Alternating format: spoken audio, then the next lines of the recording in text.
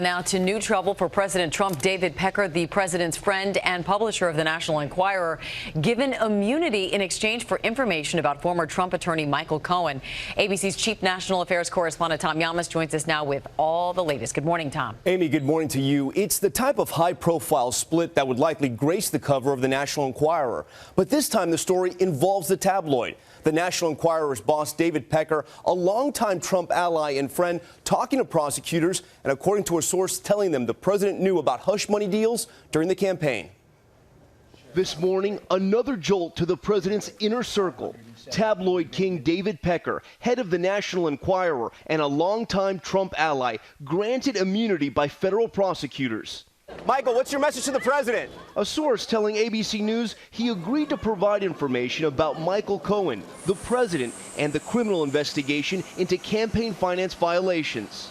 In April of 1999, when we acquired American Media. Pecker's company, AMI, owns some of the biggest tabloid and gossip magazines. And in court documents related to Cohen's guilty plea, prosecutors say just 2 months after the president announced his candidacy in June of 2015, Pecker and Cohen hatched a plan to deal with negative stories against Trump by identifying such stories so they could be purchased and their publication avoided. According to the documents, the two men coordinated on silencing 2 women who claimed to have had sexual affairs with the president before he ran for office. Former Playmate Karen McDougal sold her story to Pecker's company AMI, which never published it. Were you in love with him? I was, yeah. Mm-hmm. And do you think he was in love with you? He was, yeah. And porn star Stormy Daniels received a $130,000 payoff by Cohen. Court documents allege it was Pecker who told Cohen Daniels was trying to sell her story. And Pecker also helped during the campaign by showering the president with positive news coverage.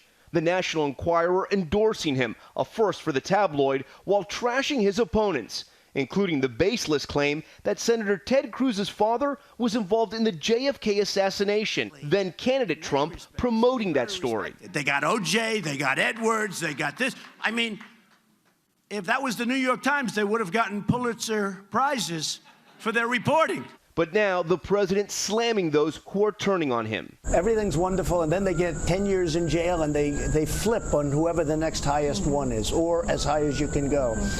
It almost ought to be outlawed. It's not fair.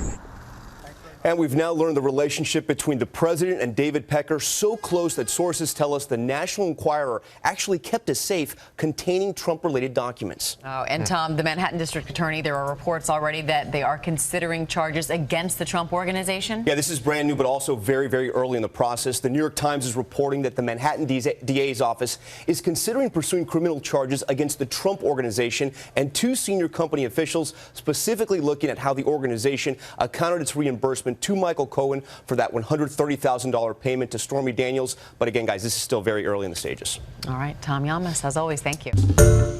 Hi, everyone. George Stephanopoulos here. Thanks for checking out the ABC News YouTube channel. If you'd like to get more videos, show highlights, and watch live event coverage, click on the right over here to subscribe to our channel. And don't forget to download the ABC News app for breaking news alerts. Thanks for watching.